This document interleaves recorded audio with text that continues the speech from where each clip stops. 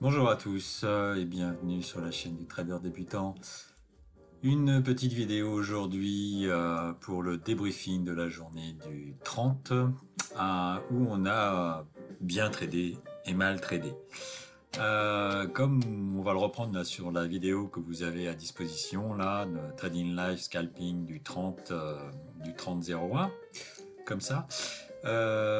Comme sur toutes mes vidéos, là vous pouvez avoir le détail de la vidéo, le détail des différents temps forts de la vidéo.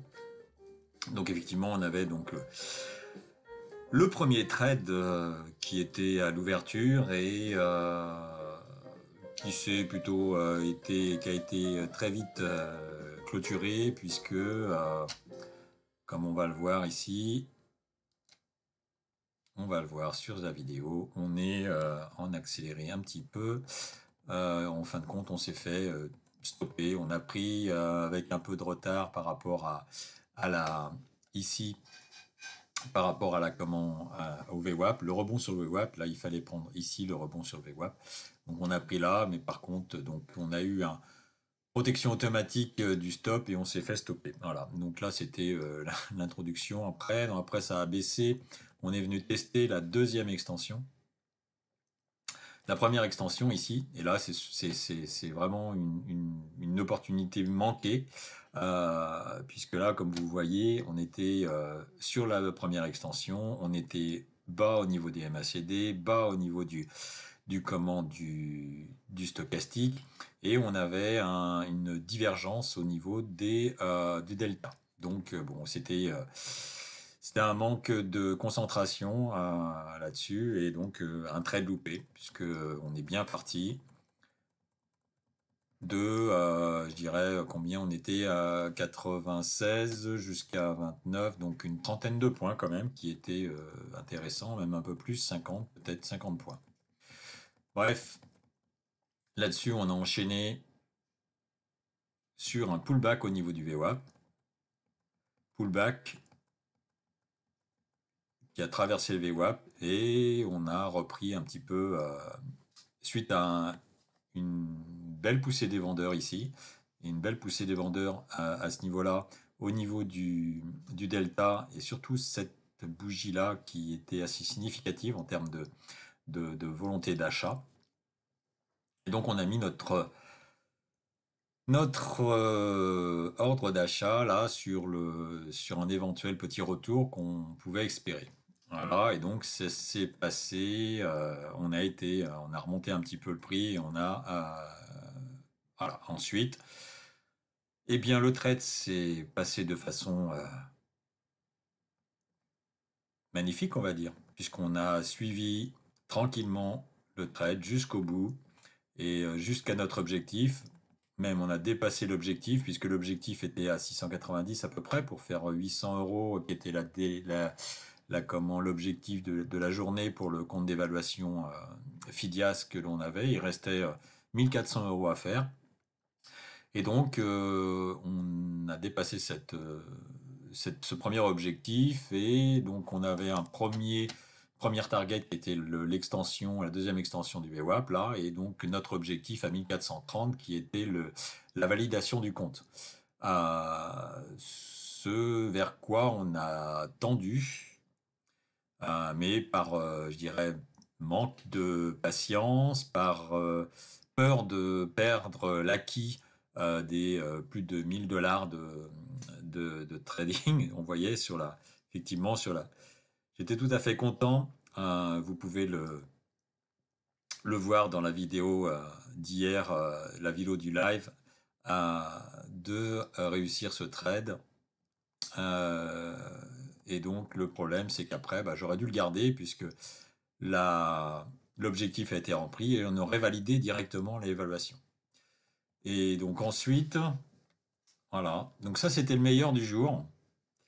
Et si on voit ensuite, on a été, voilà, on a eu un échange avec quelqu'un sur le chat qui est venu et qui nous posait la question de savoir si j'arrivais à être rentable avec les propres firmes. Donc je vous laisse aller consulter la vidéo pour voir l'échange que l'on a eu ensemble, où j'explique en fin de compte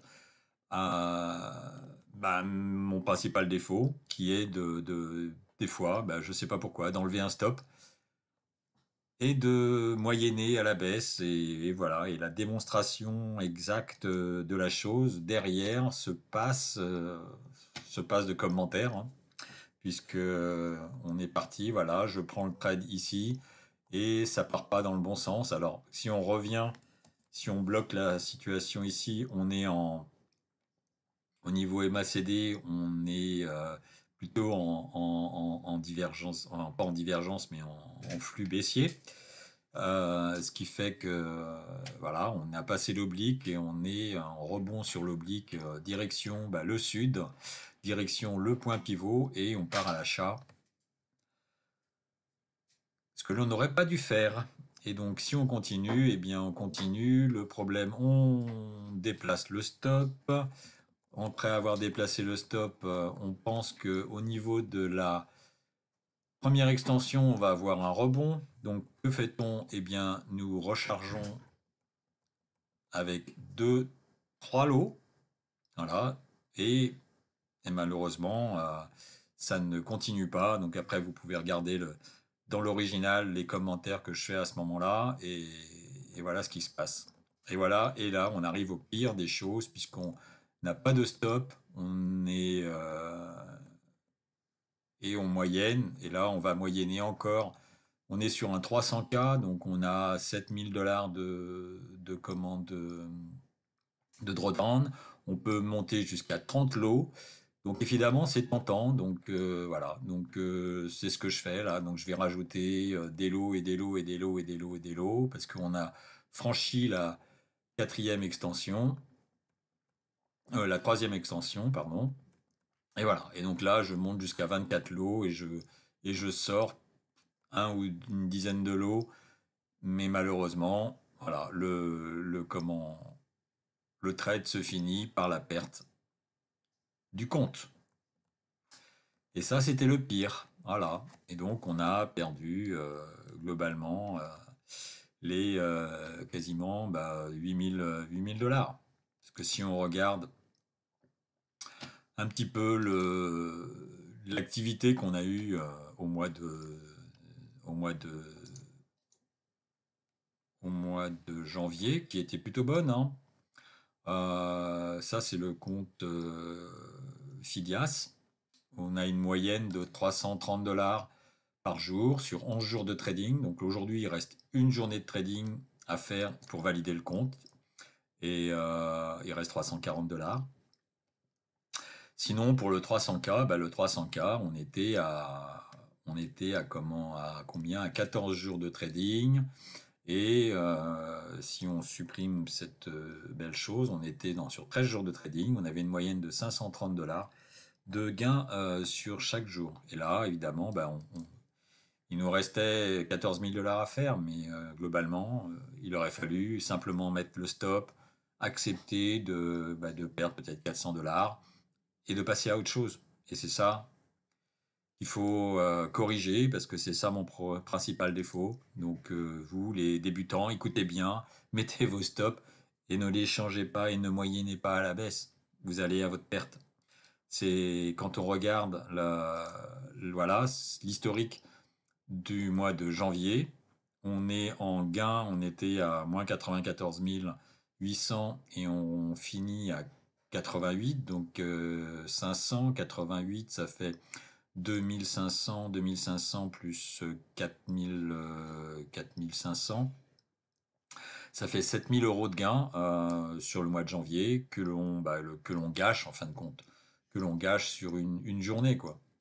Donc c'est vrai que c'est en propre firme, c'est vrai que c'est du virtuel, mais quand même, ça vous permet de vous entraîner et de capitaliser sur la gestion du trading au quotidien, de se contenter des petits gains de peut-être 500 000 € et pas voir plus. Mais là, ce jour-là, eh bien, on pète un plomb et voilà le résultat. Donc on gâche en gros une journée, un mois complet de trading en une journée. Après, ça reste du virtuel, mais il faut savoir si on trade avec son propre argent, voilà ce qui se passe si on fait des erreurs. Et voilà le risque que l'on a.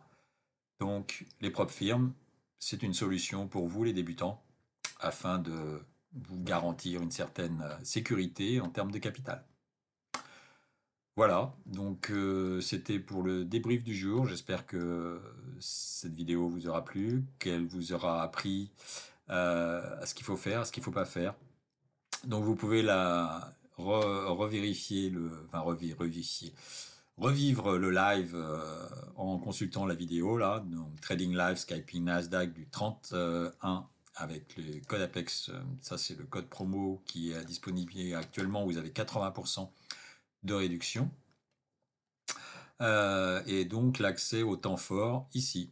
Voilà, c'était le petit débriefing de la journée d'hier. Et bien sur ce, bah, écoute, je vous souhaite un bon training cet après-midi. On sera en live à partir de 15h30, 15h15. Et en attendant, bah, je vous souhaite, pour ceux qui n'ont pas encore attaqué leur lunch, un très bon appétit. Et je vous dis à tout à l'heure. Bye bye.